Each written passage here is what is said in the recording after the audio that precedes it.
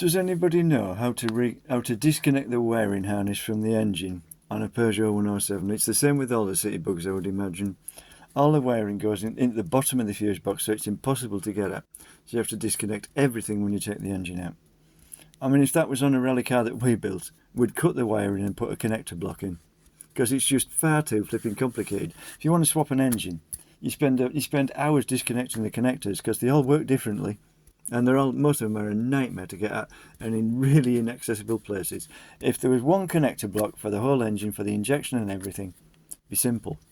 Well, obviously the engine's not going back in; it's going to be electrified, and yeah, I've literally cut the fuse box apart to get all the connectors out, and I'll just put inline fuses in, and most of them won't be needed with an electric motor. I don't know how the Speedo works. It's somehow there's no drive cable on the back of the Speedo, a mechanical one, so it must be done through the ABS, because obviously as the wheel turns, the other two pulses are one pulse every revolution. So if the ABS senses there's no pulse there, there's a pulse, generates a current in a. Obviously, there's a magnetic field. Yeah, it's a magnetic pulse. If you move a conductor relative to a magnetic field, or a magnetic field relative to a conductor, it induces a current, a flow of electric current in the conductor. So obviously that's how it works, and it must read that to read the speed as well, because obviously that's how it knows the wheel's locked, because obviously the wheel stops turning, so there's no electric pulse to the computer. But it must read the speed like that as well.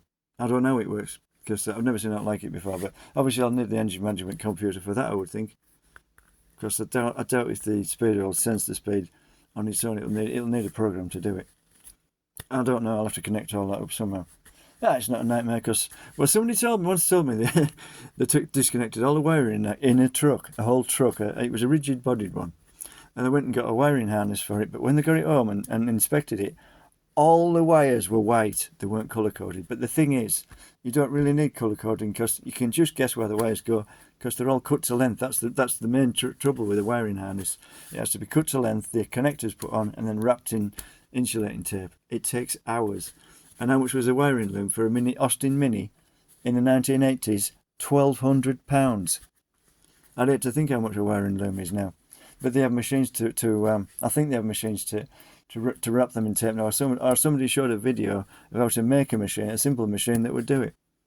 But no, they're a nightmare to make, and obviously, well, I've literally virtually ripped the wires out of the fuse box. I cut the fuse box up to get some of them out, because they're impossible to unpin from the fuse box. You literally have to move a clip, and as usual, it's inaccessible and a nightmare.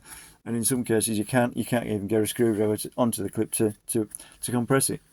They are a nightmare, and I think they are literally one of the Peugeot technicians' worst nightmares. They don't like them at all, I don't think, because they're not a Peugeot. It's not a Peugeot engine. The whole car is not Peugeot, Toyota or Citroën. It's a Daihatsu engine, and the rest of it was made in the former Czech Republic, where the engine was put in, but the engines were built in Poland. Anyway, that engine's not going back in it. I've had enough of you people nicking my ignition key, and I've smashed the ignition lock off the barrel off the steering column. It doesn't lock anymore, doesn't the column, so it doesn't matter. It won't need ignition on an electric motor. I'll have to rewire it all somehow. And I've said to somebody, when I finish with this, it won't even recognise itself, because it won't have keys to open the doors and stuff like that. So I'm going to do a proper job on it. I might even paint it a different colour. But obviously I've got the registration on now. Yeah, it's got its official registration on, yeah, which has something to do with my dad, who gave me the car when I fixed the engine.